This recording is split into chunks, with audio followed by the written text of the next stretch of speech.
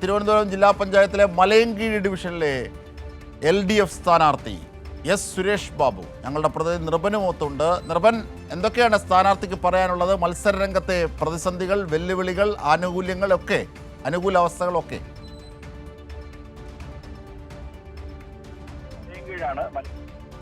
തീർച്ചയായും അജിംഷാദ്, നമ്മളിപ്പോൾ ഉള്ളത് മലയൻകീഴാണ്. മലയൻകീഴ് ഡിവിഷൻ ജില്ലാ പഞ്ചായത്തിലെ സ്ഥാനാർത്ഥി എസ് സുരേഷ് ബാബു ഈ പ്രദേശത്ത് പരിചയപ്പെടുത്തേണ്ട ഒരാളല്ല.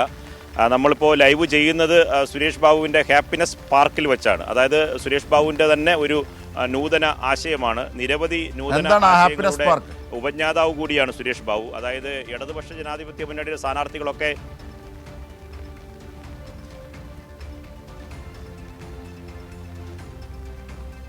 നിർഭൻ, ഈ ഹാപ്പിനെസ് പാർക്ക് എന്താണ്? ആ ആശയം ഒന്ന് പറഞ്ഞതിന് ശേഷം നമുക്ക് സുരേഷ് ബാബുവിലേക്ക് പോകാം.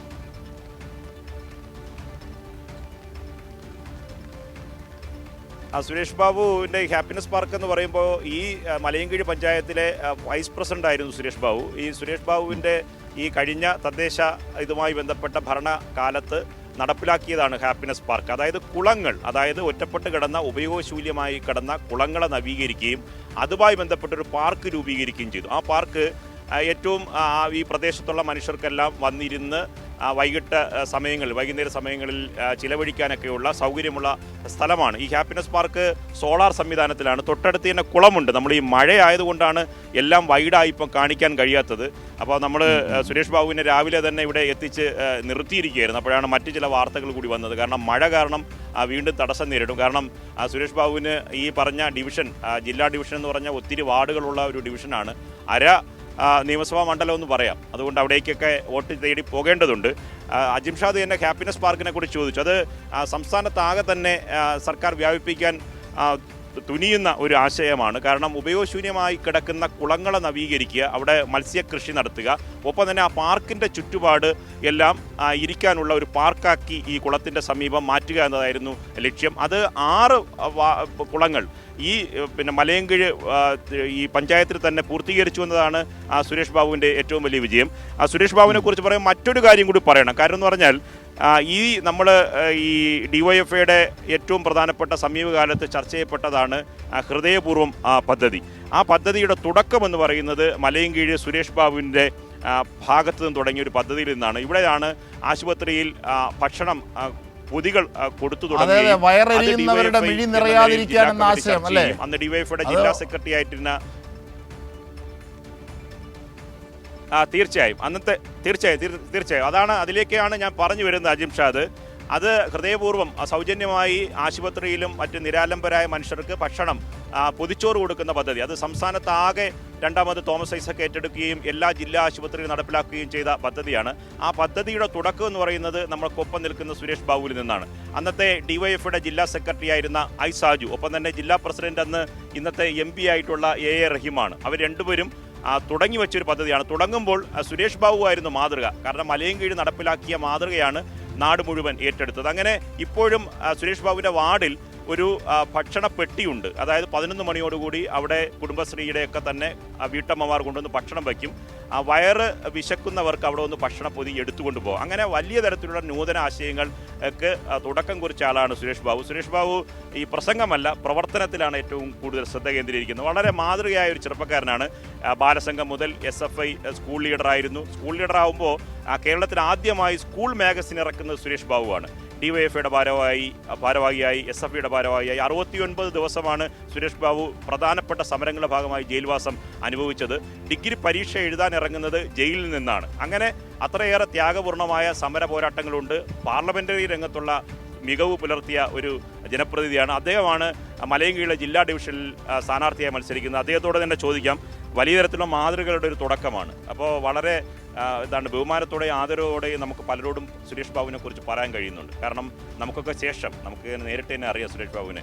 SFI രംഗത്ത് വരികയും SFI രംഗത്ത് മാതൃകയായി തുടരുകയും, ഞാൻ തന്നെ തുടക്കത്തിൽ പറഞ്ഞു, ഈ സുരേഷ് ബാബു തുടങ്ങി വെച്ച ഒരു ഭക്ഷണ പൊതിയുടെ ചരിത്രമാണ് കേരളത്തിൻ്റെ ചരിത്രം മാറ്റി എഴുതിയ മറ്റ് എതിർ രാഷ്ട്രീയ പ്രസ്ഥാനങ്ങൾ, അതായത് മുൻ പ്രതിപക്ഷ നേതാവ് രമേശ് ചെന്നിത്തല പോലും DYFI കണ്ട് പഠിക്കണമെന്ന് പറഞ്ഞത് ഈ പറഞ്ഞ പൊതിച്ചോറ് വിതരണമാണ്. അത്തരം പദ്ധതിയിലേക്ക് പോകുമ്പോൾ ഇപ്പോൾ ജില്ലാ പഞ്ചായത്തിൽ മത്സരിക്കുകയാണ്. ജനങ്ങളോട് പുതിയ വാഗ്ദാനങ്ങളുണ്ടോ, ഇതെല്ലാം തുടരുമോ, ജനങ്ങളിൽ നിന്ന് ലഭിക്കുന്ന ആത്മവിശ്വാസം, ഇത്തരം പദ്ധതികൾ ചെയ്യുന്നവർക്ക് കിട്ടുന്നൊരു ആത്മവിശ്വാസമുണ്ട്. കാരണം നമുക്ക് കിട്ടുന്നൊരു കോൺഫിഡൻസ്, കാരണം നമ്മളിതിൽ യോഗ്യരാണ്, ജനങ്ങൾ നമ്മൾ അംഗീകരിക്കും. ആ കോൺഫിഡൻസ് സുരേഷ് ബാബുവിനുണ്ടോ?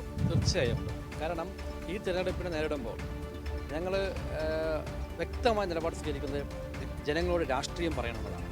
രാഷ്ട്രീയം പറഞ്ഞുകൊണ്ട് ജനങ്ങളെ സമീപിക്കണം എന്നതാണ് ഏറ്റവും അധികം പ്രാധാന്യം കൊടുക്കുന്നത്. കാരണം സംസ്ഥാനത്തെ ഗവൺമെൻറ്, ഇടതുപക്ഷ ഗവൺമെൻറ് ഇത്രയേറെ ജനങ്ങളുടെ പ്രശ്നങ്ങൾക്കകത്ത് പരിഹരിക്കപ്പെടാൻ വേണ്ടി ഏറ്റവും വളരെ ഭംഗിയായി കൈകാര്യം ചെയ്യുന്ന ഗവൺമെൻറ്. കാട്ടാക്കട നിയോജക മണ്ഡലം MLA വളരെ നൂതനാശയങ്ങൾ, അത്യാധുനികമായ ആശയങ്ങൾ ഒരു ജനപ്രതിനിധി എങ്ങനെ ആയിരിക്കണം എന്ന രൂപത്തിലേക്ക് ആ പ്രവർത്തനങ്ങൾക്ക് നേതൃത്വം കൊടുത്തുകൊണ്ട് MLAയുടെ പ്രവർത്തനങ്ങൾ, ജില്ലാ പഞ്ചായത്ത് പ്രസിഡന്റിൻ്റെ പ്രവർത്തനങ്ങൾ, അതൊക്കെ തന്നെ നമുക്ക് വളരെ മാതൃകാപരമാണ്. ജനപ്രതിനിധി എന്ന നിലയിൽ ഒരു നാടിനകത്ത് ചെയ്യാൻ ഒട്ടനവധി കാര്യങ്ങളുണ്ട്. രാഷ്ട്രീയ പ്രവർത്തനം എന്ന് പറയുന്നത് സമൂഹത്തിൻ്റെ മാറ്റത്തിന് വേണ്ടിയുള്ള ഇടപെടലാണ് രാഷ്ട്രീയ പ്രവർത്തനം. അത് രാഷ്ട്രീയം തന്നെ കൈകാര്യം ചെയ്യണം. ആ നിലയിലാണ് ജനങ്ങളുടെ ക്ഷേമ പ്രവർത്തനങ്ങൾ, മാറ്റങ്ങളുടെ രാഷ്ട്രീയം, ഇതൊക്കെയാണ് ജനങ്ങളോട് വർത്തമാനം പറയാൻ ആഗ്രഹിക്കുന്നത്. ഈ ഡിവിഷൻ എന്ന് പറയുന്നത് ഇപ്പോൾ ജില്ലാ പഞ്ചായത്തിൻ്റെ കാര്യം പറഞ്ഞതാണ്. ഒന്ന്, കാട്ടാക്കട MLA IB സതീഷ് അദ്ദേഹം കൊണ്ടുവന്ന ഏറ്റവും പ്രധാനപ്പെട്ട നൂതന ആശയങ്ങളെക്കുറിച്ച് കേരളമാകെ ചർച്ച ചെയ്യുന്നതാണ്. കാർബൺ ന്യൂട്രൽ പദ്ധതി, ഒപ്പം തന്നെ ജല സംരക്ഷണ പദ്ധതി, ലോകം തന്നെ അംഗീകരിച്ച അന്താരാഷ്ട്ര പ്രശസ്തിയായ പദ്ധതികളാണ്. ഒപ്പം തന്നെ ജില്ലാ പഞ്ചായത്ത് എന്ന് പറയുമ്പോൾ ഈ ഡിവിഷൻ അജിംഷാദ് ജില്ലാ panchayat president advocate D Suresh കുമാറിൻ്റെ ഡിവിഷനാണ്. അദ്ദേഹം കൊണ്ടുവന്ന പദ്ധതികളുടെ ഒരു തുടർച്ച കൂടി സുരേഷ് ബാബുവിൽ നിന്ന് പ്രതീക്ഷിക്കുന്നുണ്ട്. സുരേഷ് ബാബു അഡ്വക്കേറ്റ് D സുരേഷ് കുമാറിന് ശേഷം SFI രംഗത്ത് ഭാരവാഹിയായ ഒരു നേതാവാണ്. അങ്ങനെ ഒരു തുടർച്ച കൂടിയുണ്ട്. അപ്പോൾ ഈ പദ്ധതികളുടെ ഇപ്പം വിവിധ പദ്ധതികളെക്കുറിച്ച് ഞാൻ തന്നെ മുഖവരായി പറഞ്ഞു. ഒന്ന്, നമ്മുടെ ഇപ്പോൾ ഭക്ഷണപ്പൊതിയുടെ കാര്യം, ഒപ്പം തന്നെ ഈ ഓരോ വീടിലും വൃക്ഷത്തൈ നടുന്ന മാതൃകമായ പദ്ധതി. ഒപ്പം തന്നെ അജിംഷാദ് ഒരു കാര്യം കൂടി സൂചിപ്പിക്കണം, ഞാൻ വിട്ടുപോയ കാര്യമാണ്. അതായത് ഈ വയനാട് ചൂരൽമല ദുരന്തം ഉണ്ടായപ്പോൾ സുരേഷ് ബാബു ഒരു ആശയം മുൻനിർത്തി ഒരു ഫേസ്ബുക്കിൽ ഒരു പോസ്റ്റ് ഇട്ടു. അതായത് വയനാട് വീട് നഷ്ടപ്പെട്ട മനുഷ്യർ ആരെങ്കിലും ഉണ്ടെങ്കിൽ, അവർക്ക് താമസിക്കാൻ അസൗകര്യമുണ്ടെങ്കിൽ ഈ ദുരിതം പേറുന്ന ആർക്കും മലയൻകീഴ് പഞ്ചായത്തിലേക്ക് വരാം. ആ മലയൻകീഴ് പഞ്ചായത്തിൽ സുരേഷ് ബാബുവിൻ്റെ നേതൃത്വത്തിൽ വീടുകൾ ഒരുക്കി നൽകി ഓരോ വീട്ടിലും അതിഥികളായി അവരെ താമസിപ്പിക്കും. അങ്ങനെ വിവിധ സ്ഥലങ്ങളിൽ നിന്ന് മനുഷ്യരെത്തി വിവിധ സംസ്കാരമുള്ളവർ, കൊണ്ട് സമൃദ്ധമാക്കിയ മനുഷ്യനാണല്ലേ സുരേഷ് ബാബു. കൊള്ളാം. നിർഭൻ നേരിട്ട് ഇത് കാര്യങ്ങളൊക്കെ സൂചിപ്പിച്ചപ്പോൾ ഉള്ളതിനേക്കാൾ തീർച്ചയായും സുരേഷ് ബാബുവിനെ കുറിച്ച് സുരേഷ് ബാബു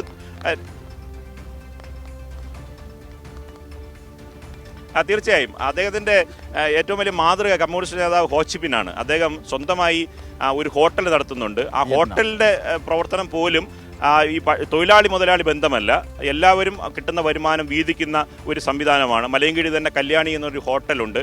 ആ ഒരു ഭക്ഷണ വിതരണം ചെയ്യുന്ന, രുചികരമായ ഭക്ഷണം കൊടുക്കുന്ന ഒരു കേന്ദ്രമാണ്.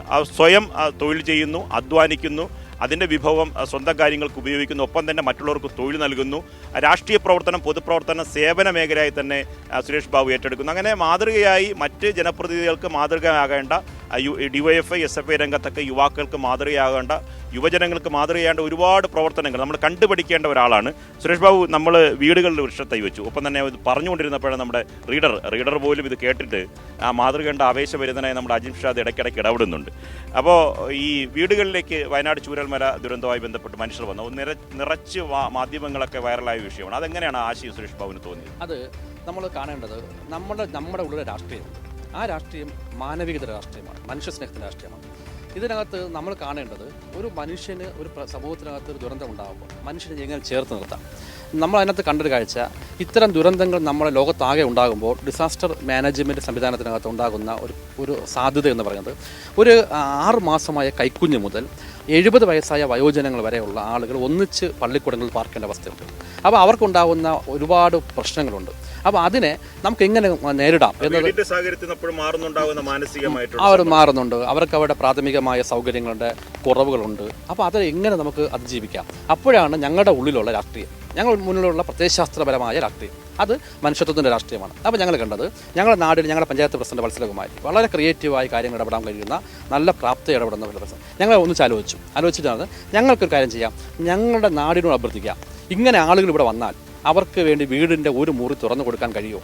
അങ്ങനെ ഒരു അഭ്യർത്ഥന നടത്തിയപ്പോൾ നാട്ടിൽ 32 ആളുകൾ 32 വീടുകൾ സന്നദ്ധമായി മുന്നോട്ട് വന്നതാണ്. മുന്നോട്ട് വന്നു എന്ന് പറയുന്നത് കേവലമായി ഒരു പ്രഖ്യാപനം മാത്രമല്ല, രേഖാമൂലം അത് ഞങ്ങൾ തയ്യാറാണ്. 33 വീടുകൾ അതിനുവേണ്ടി തയ്യാറായി ഒരുങ്ങിയതാണ്. അപ്പോൾ ഞങ്ങൾക്ക് വേണമെങ്കിൽ എന്ത് ചെയ്യാം, ഞങ്ങൾക്ക് ഇവിടെ ആൾ വന്ന് താമസിപ്പിക്കുക എന്നതായിരുന്നു ഞങ്ങളുടെ ലക്ഷ്യം. പക്ഷേ ഇതിങ്ങനെ ആശയമുണ്ട്, ഇങ്ങനെയും സാധ്യതയുണ്ട്. അപ്പോൾ ഈ ദുരന്തമുണ്ടായ പ്രദേശത്തിന് തൊട്ടടുത്ത ജില്ലകളിൽ നമുക്ക് വീടുകൾ തുറന്നു കൊടുത്തു കഴിഞ്ഞാൽ ഈ സ്കൂളുകൾക്ക് ഇത്തരത്തിലുള്ള വലിയ രൂപത്തിലേക്കുള്ള പ്രതിസന്ധി മാറ്റിയെടുക്കാൻ പറ്റും. ഓരോ വീടുകളും അതിൻ്റെ അർത്ഥമെന്ന് പറഞ്ഞാൽ കേരളം ലോകത്തിന് മാതൃകയാകുന്ന സാഹോദര്യം, നമ്മുടെ സൗഹാർദ്ദം, തുറന്ന മനസ്സ്, ഇതൊക്കെ ഒരു പ്രതീകമാണ്. അപ്പോൾ ഇത് ഇവിടെ മാത്രമല്ല, ഇത് നാളെ എവിടെയുണ്ടായാലും ശരി നമുക്ക് ഇങ്ങനെ ഒരു സാധ്യതയുണ്ട് എന്ന് കാണാൻ വേണ്ടി കഴിയും. പള്ളിക്കൂടങ്ങളാണ് നമ്മുടെ ആകെയുള്ള വാസകേന്ദ്രം, ഇതുപോലുള്ള ദുരന്തമുണ്ടാകുന്ന വാസകേന്ദ്രം എന്നതിന് അപ്പുറം ഇതൊരു മനുഷ്യസ്നേഹത്തിൻ്റെ കൂടി ഭാഗമാണ്. ഞങ്ങളുടെ നാട് മാനവികതയാണ് ഞങ്ങളെ മനുഷ്യത്വത്തിൻ്റെ നയിക്കുന്നത് എന്ന രാഷ്ട്രീയമാണ് ഈ പദ്ധതിയുമായി ബന്ധപ്പെട്ടുകൊണ്ട് നടത്താൻ കഴിയും. ഒപ്പം തന്നെ സുരേഷ് ബാബു, ഈ കേരവൃക്ഷങ്ങൾ ഓരോ വീട്ടിലും നടുന്നത്, അപ്പോൾ സുരേഷ് ബാബു വ്യക്തിപരമായി ഏതെങ്കിലും ചടങ്ങിൽ പോയാലും അവിടെ വൃക്ഷത്തൈയുമായി പോകുന്നതൊക്കെ നമ്മളന്ന് കണ്ടതാണ്.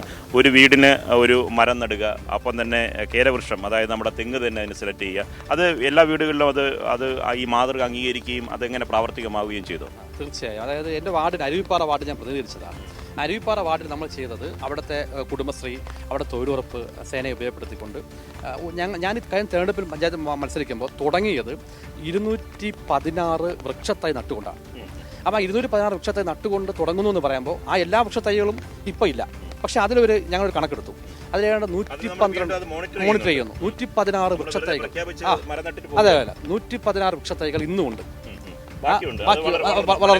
വളർന്നുകൊണ്ട്. അപ്പോൾ ഞങ്ങൾ ഈ പ്രകൃതി, ഞങ്ങൾ കൈകാര്യം രാഷ്ട്രീയത്തിനകത്ത് വിശപ്പുണ്ട്, പട്ടിണിയുണ്ട്, പിന്നെ വിമോചനമുണ്ട്, സമരങ്ങളുണ്ട്, പ്രകൃതിയുണ്ട്. അപ്പോൾ ആ പ്രകൃതിയുള്ള പ്രകൃതിയുടെ രാഷ്ട്രീയമാണ് നമ്മൾ കൈകാര്യം. അപ്പോൾ അതിൻ്റെ ഭാഗമായി എല്ലാ വീടുകളിലേക്കും നമുക്ക് 2 നാളികേര തൈകൾ കൊണ്ട് കൊടുക്കുകയല്ല ചെയ്തത്. തൊഴിലുറപ്പ് പദ്ധതിയെ ഉപയോഗപ്പെടുത്തിക്കൊണ്ട് നമുക്ക് എല്ലാ മേഖലയിലും സാധ്യതകളുണ്ട്. ജനപ്രതിനിധി എന്ന് പറഞ്ഞാൽ നാടിൻ്റെ സാമൂഹ്യ മണ്ഡലത്തിനകത്ത് എല്ലാ മേഖലയിലും സാധ്യതകളുണ്ട്. ആ സാധ്യതയെ പ്രയോജനപ്പെടുത്തിക്കൊണ്ട് വിനിയോഗിക്കുക എന്നുള്ളതാണ്. അപ്പോൾ ആ രൂപത്തിലേക്ക് വിനിയോഗിച്ചു എന്നതുകൊണ്ടാണ് എല്ലാ വീട്ടിലും പോയി. ഇപ്പോൾ ചില വീടുകൾ 4 സെൻറ്റിനകത്ത് ഇൻ്റർലോക്കൊക്കെ വെച്ച സ്ഥലങ്ങളുണ്ടാകും. അത്തരം വീടുകൾ നമ്മൾ കൊടുക്കാൻ കഴിയും. അവർക്ക് തന്നെ റിജക്ട് ചെയ്തുകൊണ്ട് പരിമിതിയുണ്ട്. പക്ഷേ മറ്റെല്ലാ ഇടങ്ങളിലേക്കും നമ്മൾ എല്ലാ വീടുകളിലും ഇത് കൊടുത്തു, നട്ടുകൊടുത്തിട്ടാണ് പോയത്. അപ്പോൾ എന്ത് ചെയ്യാൻ പറ്റുന്നു, തൊഴിലുറപ്പ് പരിപാലിച്ചാൽ മതി. തൊഴിലുറപ്പ് തൊഴിലാളിക്ക് അവിടെ ഒരു തൊഴിൽ ദിനം കിട്ടുകയാണ്. അപ്പോൾ ഓരോ വീട്ടിലും അത് പിന്നെ കൈഫലമുള്ള നാളികേരങ്ങൾ ഉണ്ടാകുകയാണ്. നമുക്ക് ഉൽപ്പാദന സ്വയം പര്യാപ്തത എന്ന നിലപാടിലേക്ക് നമുക്ക് മാറ്റാൻ പറ്റും. ഇപ്പോൾ അത് എല്ലാ ഇടങ്ങളിലും വീടുകളിലായതുകൊണ്ട് അവർ പരിപാലിക്കും.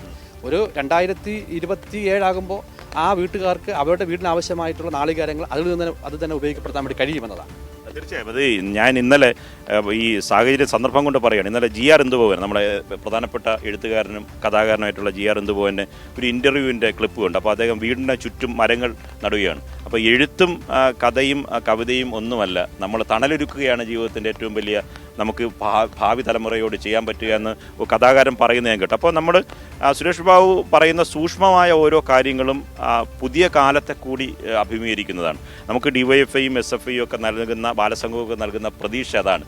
എങ്ങനെയാണ് വർഗീയ വിഭജനമൊക്കെ പറയുന്ന ഈ വാട്സപ്പ് യൂണിവേഴ്സിറ്റിയുടെ ഇങ്ങനെയുള്ള പ്രതിലോമകരമായ ആശയങ്ങൾ പ്രചരിപ്പിക്കുന്ന സംഘപരിവാർ മറുവശത്തുള്ളപ്പോൾ, സംഘപരിവാറുമായി കൂട്ടിച്ചേർന്ന് ഇങ്ങനെ അധികാരം പിടിക്കാൻ ശ്രമിക്കുന്ന കോൺഗ്രസ് മറുഭാഗത്തുള്ളപ്പോൾ, ഇങ്ങനെ പ്രതീക്ഷയുടെ നൂതന ആശയങ്ങൾ മുന്നോട്ട് വയ്ക്കുന്ന സുരേഷ് ബാബുവിനെ പോലെയുള്ള ആൾക്കാരാണ് നമ്മുടെ ഭാവി കേരളത്തിൻ്റെ പ്രതീക്ഷ. അപ്പം സുരേഷ് ബാബുവിൻ്റെ പറയുന്നതിനേക്കാൾ കൂടുതൽ ഞാൻ പറയാനുള്ള കാരണം, സുരേഷ് ബാബു ചെയ്ത കാര്യങ്ങളെക്കുറിച്ചുള്ള എൻ്റെ ഒരു നിരീക്ഷണമൊക്കെ ഉള്ള ഒരു അമിതമായൊരു ആവേശമായി കരുതണം. തീർച്ചയായും. അതുകൊണ്ട് കൂടുതൽ കാര്യങ്ങൾ ഞങ്ങൾക്ക് മനസ്സിലായി. അതായത് ഏറ്റവും പ്രധാനപ്പെട്ട അതാണ് അദ്ദേഹത്തിൻ്റെ ആ ഹാപ്പി പാർക്ക്, അത് ആ കുളം നവീകരിക്കുന്നത്, അതിന് ചുറ്റും ഒരു കാഴ്ചക്കാരെ ഒരുക്കുന്ന തരത്തിലേക്ക്, അതിനെ എന്നും സംരക്ഷിച്ചു കൊണ്ടുപോകുന്ന തരത്തിലേക്ക്, അതായത് സർഗാത്മകതയുടെ, ക്രിയാത്മകതയുടെ വലിയ വശങ്ങളാണ് ഈ രാഷ്ട്രീയ പൊതുപ്രവർത്തനത്തിൽ നമ്മൾ കാണുന്നത്. ഇങ്ങനെയുള്ളവരാണ് ജനപ്രതിനിധികളാകേണ്ടത്. സുരേഷ് ബാബു, നിർബനും തമ്മിലുള്ള നിമിഷങ്ങളാണ് നാം കണ്ടത്.